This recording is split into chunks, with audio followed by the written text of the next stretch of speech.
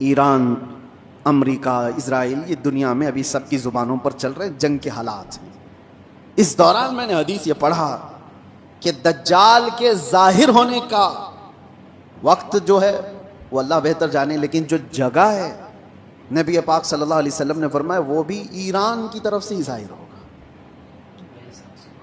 دجال کے ظاہر ہونے کی جگہ جو بتائی گئی وہ مشرق کی طرف سے ظاہر ہوگا۔ ایران کا ایک شہر ہے اصفہان، نبی پاک صلی اللہ تعالی علیہ وسلم فرماتے ہیں یتبع الدجال من اصفہان 70,000، حضور فرماتے ہیں اصفہان شہر سے 70,000 یہودی دجال کی فوج میں شامل ہوں گے۔ اب یہ اصفہان کہاں ہے؟ اصفہان تو یہ ایران کا شہر ہے۔ 70,000 یہودی ہیں یہاں پر؟ نہیں، لگتے تو نہیں ہیں، لیکن حدیث پاک ہے، اللہ کے نبی صلی اللہ علیہ وسلم نے فرمایا 70,000 یہودی دجال کی جماعت میں داخل ہوں گے، وہ ایران کے اس شہر سے داخل ہوں گے، اس کی فوج میں آئیں گے۔ ہو سکتا ہے لوگ میرے اس بیان کو یوں کہہ رہے ہوں کہ یہ ایران کے خلاف بول رہے ہوں۔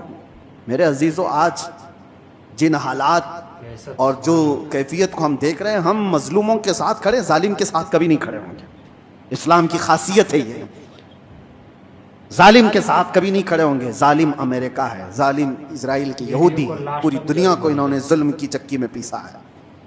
لیکن ایران کی جو کیفیت ہوگی، 70,000 یہودی وہاں سے نکلیں گے اور دجال کی جماعت میں آئیں گے، تو اتنا لگتا ہے کہ غالباً ایران پر یہودیوں کا ایسا قبضہ ہوگا، تبھی تو وہاں 70,000 یہودی ہوں گے۔ وہ دور آئے گا۔ آج جس حالت میں ایران لڑ رہا ہے، چند باتیں لوگوں کو خوش کر رہی ہیں۔ ایران نے اتنا ٹھوکا، اتنا مارا، ہو سکتا ہے، اور یہودیوں کو اور سپر پاور کو گھٹنے ٹیکنے پر مجبور کیا، یہ وقتی طاقت ہو سکتی ہے اور اللہ کامیابی دے۔ ہم اس کے خلاف نہیں ہیں، لیکن حدیث پاک، مجھے اس حدیث پاک سے یہ لگتا ہے وہ وقت آئے گا جب ایران پر یہودیوں کا ایک غلبہ ہوگا، تبھی تو وہاں سے دجال کی جماعت میں لوگ شامل ہوں گے۔ دوسری حدیث یہ بھی میں بتاؤں، امام مہدی جب ظاہر ہوں گے تو فرمایا گا امام مہدی کی جو فوج ہوگی وہ قسطنطنیہ کو فتح کرے گی۔ قسطنطنیہ کیا ہے؟ کانسٹنٹائن جس کو کہا جاتا ہے، یہ استنبول شہر ہے جو آج کا ترکی کا شہر۔ اب حدیث سنو، استنبول شہر کیوں فتح ہوگا؟ وہاں تو مسلمان ہیں۔ آج جو حالات ہیں استنبول میں، اذانوں کی آوازیں گونج رہی ہیں، لوگ نماز پڑھ رہے ہیں، پھر امام مہدی کیوں فتح کریں گے؟ لگتا اس سے بھی یہ ہے کہ یہ بھی شہر مسلمانوں کا نہیں ہوگا اس وقت، یہ بھی عیسائی اور یہودیوں کے ہاتھ میں جا چکا ہوگا، اور امام مہدی کے زمانے میں اس کو فتح کیا جائے گا۔